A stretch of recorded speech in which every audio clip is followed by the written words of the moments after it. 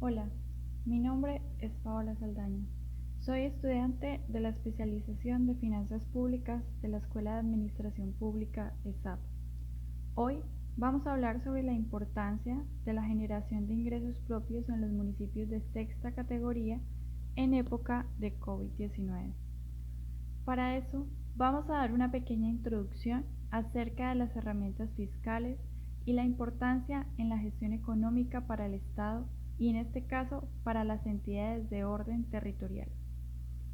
Estas herramientas están divididas en gasto público, ingreso público, balance fiscal y deuda pública. Cabe aclarar que estas herramientas son un todo para el Estado, ya que le permite controlar los recursos, es decir, con estas herramientas puede preparar, asignar, ejecutar, controlar y supervisar el presupuesto público. La primera de ellas es el gasto público. En lo que concierne al gasto público, este se refiere a todas las erogaciones necesarias que hace el Estado para cumplir con su actividad misional y está directamente relacionada con el ingreso. Con el gasto público se pretende 1. Incrementar el bienestar de las personas, es decir, invirtiendo en educación, salud, vivienda, entre otros.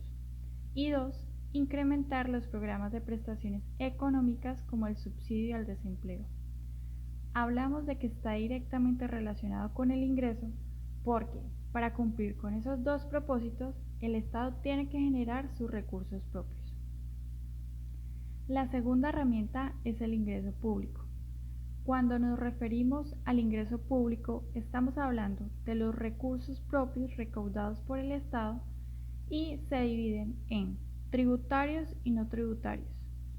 Nos vamos a centrar en los tributarios, los cuales deben cumplir con los siguientes principios: neutralidad, equidad, legalidad, eficiencia y flexibilidad. Sobre estos ingresos públicos hablaremos más adelante. La tercera herramienta es el balance fiscal.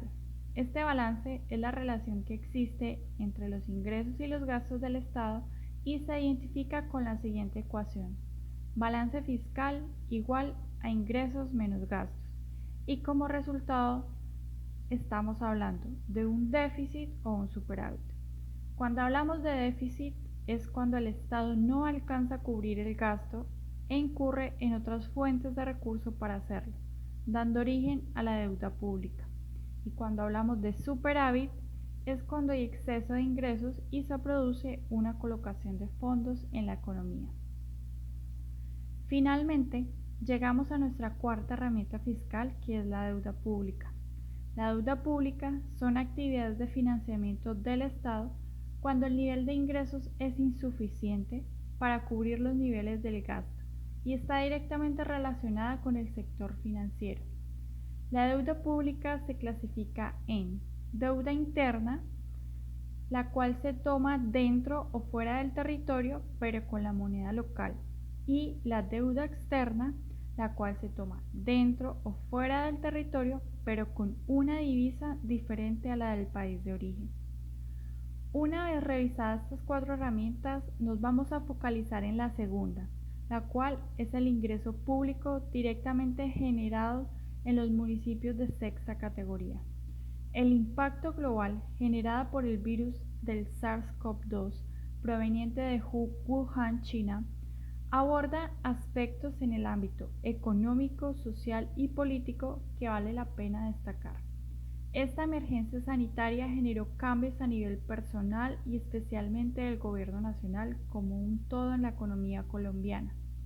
Actualmente, estos municipios de sexta categoría, del 100% de sus ingresos, aproximadamente un 80% provienen del Sistema General de Participaciones, generando una total dependencia de los recursos del Estado y haciendo más visible la incapacidad de generación de recursos propios. Con las medidas utilizadas por el Gobierno Nacional para enfrentar la crisis sanitaria, como la de austeridad en el gasto, que generó un recorte de recursos en algunos sectores, creó una limitación para el municipio para disponer de recursos y afrontar otras realidades económicas de estos municipios. Es por esta razón que es importante incrementar la capacidad de generación de recursos propios. Así, 1. Actualización catastral. 2. Gestión de cobro coactivo y persuasivo. 3. Campañas y descuentos por pronto pago en los impuestos. Implementando poco a poco estas medidas, disminuirá la dependencia del gobierno nacional y los municipios van a estar en la capacidad de distribuir los recursos de acuerdo a sus necesidades.